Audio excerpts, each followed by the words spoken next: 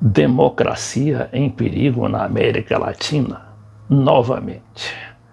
Agora é a ameaça de desestabilização do governo Alberto Fernandes e Cristina Kirchner, eleito democraticamente há menos de um ano. E amanhã nós temos a primeira eleição do novo golpe de Estado na Bolívia, que derrubou o presidente Evo Morales e agora tenta fazer algum simulacro de democracia.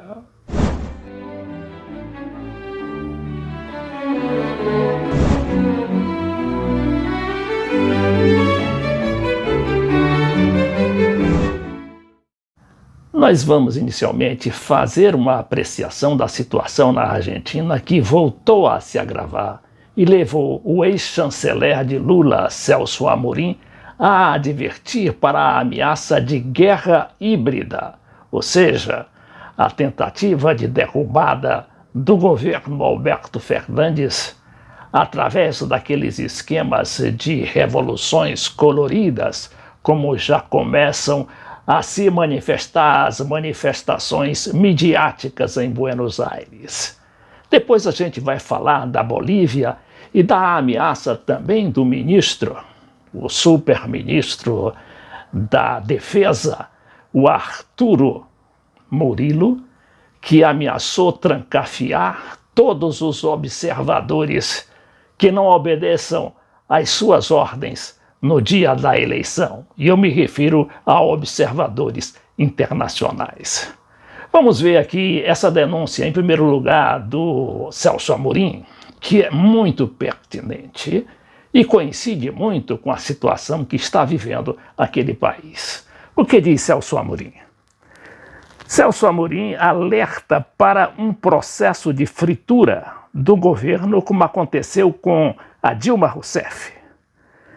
Diz ele: não vejo uma ameaça imediata, mas essa desestabilização vem aos poucos. Quem em 2013 poderia dizer que ia haver uma desestabilização? Vamos ouvir diretamente o Celso falando nessa entrevista ao site Brasil 247. A Argentina é hoje, praticamente, fora a Venezuela, uma situação mais radical, a Argentina é a única esteio de uma democracia progressista na América do Sul. Então, eu não duvido, e até tem editoriais até do Globo já procurando criticar, dizendo que é autoritário, e isso deixa eles numa situação difícil, porque ao mesmo tempo, como eles teriam gente para se manifestar amplamente, mas acontece que o próprio governo prega o isolamento, e prega o distanciamento, e prega a cautela. O problema é que aqui também as forças de esquerda enfrentaram em determinado momento. Mas lá, mesmo sendo apoiadoras do governo, elas têm essa dificuldade. Então, e as coisas não são fáceis, a situação que o Alberto Fernandes herdou é muito difícil. Então, digamos, aquilo que já vinha acontecendo vinha num ritmo que não dá para mudar de uma hora para outra. Então, a pobreza aumentou. O Celso Amorim fala da situação que foi deixada no governo pela administração anterior do Maurício Macri, que era uma administração, como a gente sabe, totalmente a favor da mídia e do mercado, não é? Mas que deixou a Argentina arrasada, chegando a pedir um empréstimo de mais de 50 bilhões de dólares, o maior da história do FMI, e chegou no final, não pôde pagar, depois de ter gasto, inclusive com muito escândalo, como aconteceu no governo Macri. E o governo Macri acabou sendo derrotado flagrantemente na eleição que aconteceu em dezembro. O ex-ministro também se refere à situação dessa pandemia, do controle que o governo está tentando manter para evitar que a população não seja ainda mais contaminada. Mas o governo estaria sendo muito rigoroso naquilo que ele chama de distanciamento social.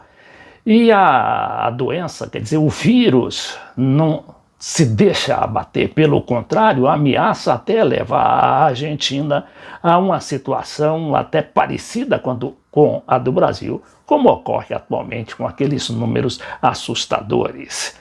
Coincidentemente, a Argentina comemorou hoje, 17 de outubro, o 75º aniversário da ascensão do Perón ao poder naquele país, do general Perón. Aqui fala também que o ato, que foi num recinto fechado, ao qual não compareceu a presidenta Cristina Kirchner, ex-presidenta e atual vice-presidente e presidente do Senado. E o que houve aqui foi um recinto fechado, algo que muito mal feito, muito mal programado, e que acabou sendo vítima, objeto de um ataque massivo na internet, ao que eles chamam de ato pelo Dia da Lealdade. Ou seja, mais um ponto negativo para o governo, né? E a posição da Cristina é que também está sendo, de alguma maneira, questionada. Por que a presidenta está tão calada, está tão afastada? Sobretudo daquele voto do governo Alberto Fernandes lá na ONU contra a Venezuela, dizendo que a Venezuela está desrespeitando os direitos humanos. A presidenta não falou, mas os seus porta-vozes, inclusive a ex-embaixadora lá na Rússia, ex-futura embaixadora, porque ela não chegou a ser nomeada, ela renunciou à indicação em protesto justamente contra aquela posição do governo Alberto Fernandes diante do Grupo de Lima, que exigiu que a Argentina votasse a favor com o Grupo de Lima e condenasse a Venezuela. E agora chegou o momento de abordar as eleições lá na Bolívia. A Bolívia, como a gente sabe, vive um estado policial militar aberto, declarado, não é? Aqui a gente não sabe de nada porque a mídia é sócia daquele regime, não é? Juntamente com os Estados Unidos e toda a Europa, e nada se divulga. E a gente vai ter de pescar as notícias através desses sites alternativos, como é este caso aqui do site Nodal da Argentina, Nodal, Notícias da América Latina e do Caribe. O ministro de fato da Defesa ameaça expulsar observadores que provocariam violência.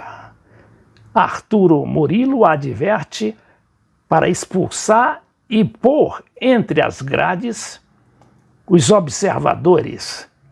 Esses observadores internacionais estão indo para a Argentina, para a Bolívia, não é? De todas as partes do mundo. Claro que muita gente de esquerda, mas muita gente também representando os seus parlamentos, inclusive o Parlamento Europeu.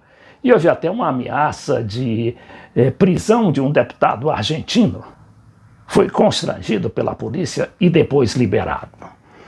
Então, o que diz aqui o Arturo Murilo? Nossas eleições serão uma festa democrática. Enquanto mais observadores hajam, melhor para todos.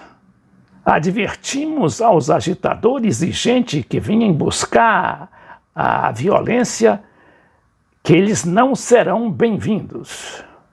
Podemos colocá-los dentro de um avião, né? Ou então entre as grades. Comportem-se. Sabemos quem são vocês e de onde vêm vocês.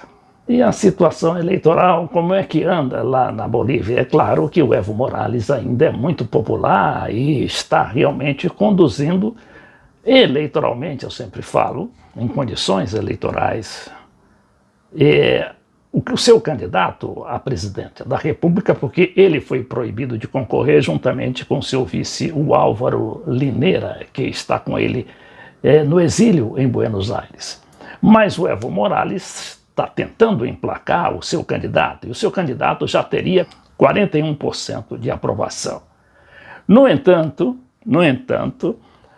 há toda uma articulação, inclusive para derrubar essa posição do Luiz Arce, é o nome dele, que concorre com o candidato Carlos Messa, que é o tradicional golpista lá da Bolívia e apoiado pelas forças conservadoras e oligárquicas daquele país. Mas vejamos aqui. Essa notícia do Gazeta do Povo do Paraná diz que fantasma de Evo assombra a Bolívia, que pode voltar ao socialismo. Dificilmente eles vão deixar esse candidato ganhar, não é? De qualquer maneira, vamos ver aqui essa notícia. Domingo agora, os eleitores bolivianos vão às urnas para escolher o presidente do país.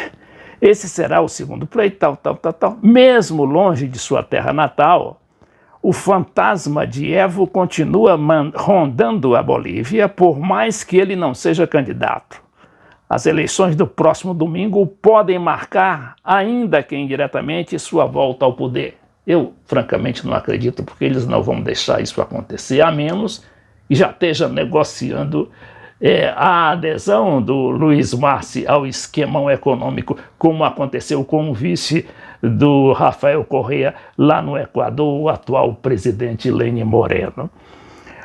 Isso porque Luiz Arce, afilhado político de Morales, que concorre pelo Movimento para o Socialismo, mas, legenda do ex-presidente, lidera as intenções de voto no país.